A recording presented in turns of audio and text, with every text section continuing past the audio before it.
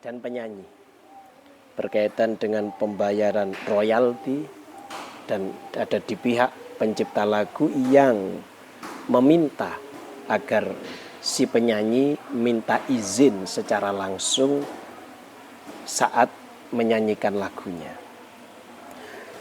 Kita tidak membahasnya secara hukum undang-undang Indonesia karena itu bukan kapasitas kita.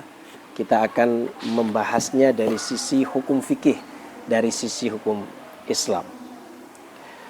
Bagaimana Islam menanggapi tentang hak cipta?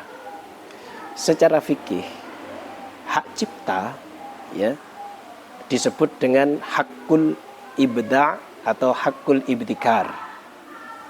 Sebagaimana dalam kitab ini karya Profesor Dr. Wahbah Zuhaili ini disebutkan bahwa hak cipta atau hakul ibda' atau hakul ibtikar itu mempunyai nilai materi.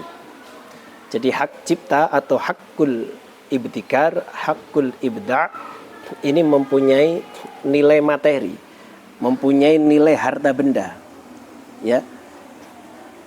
Karena kemanfaatan itu dihitung sebagai harta.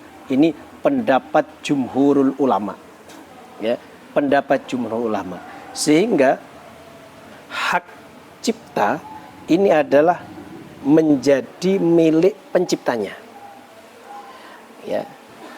Ini ada di halaman 593. Karena hak cipta ini menjadi milik penciptanya, maka penciptanya ini mempunyai kekuasaan penuh atas ciptaannya tersebut.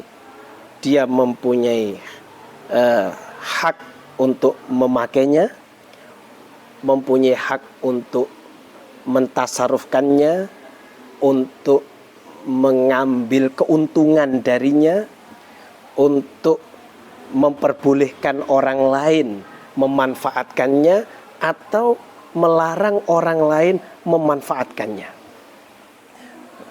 Karena itu menjadi milik dia. Jadi hak cipta itu menjadi milik si pencipta.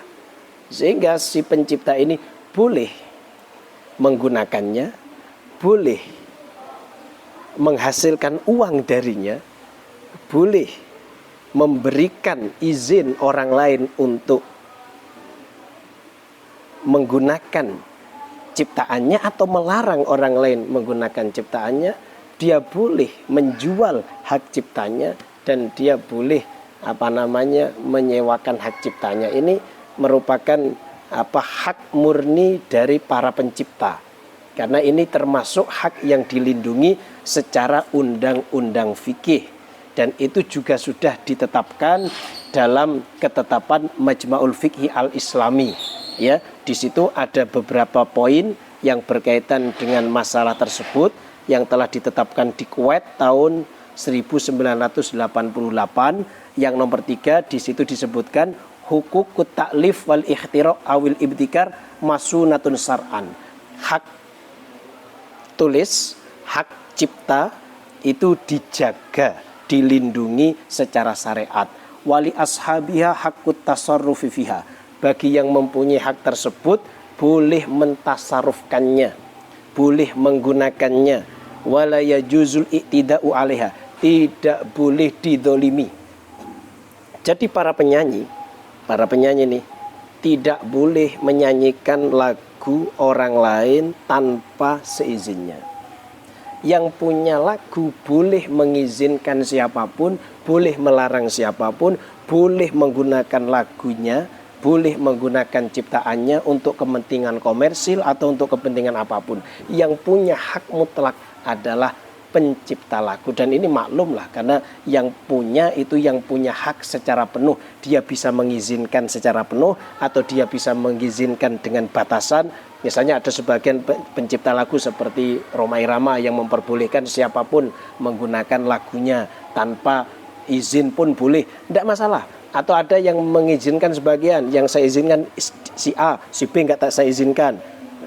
Boleh menyanyikan kalau bayar sekian, boleh. Itu semua menjadi haknya pencipta lagu. Itulah yang disebut sebagai hak ibda' ataupun hak ibtikar atau hak cipta di dalam hukum agama Islam. Demikian, semoga ini sedikit memberikan penjelasan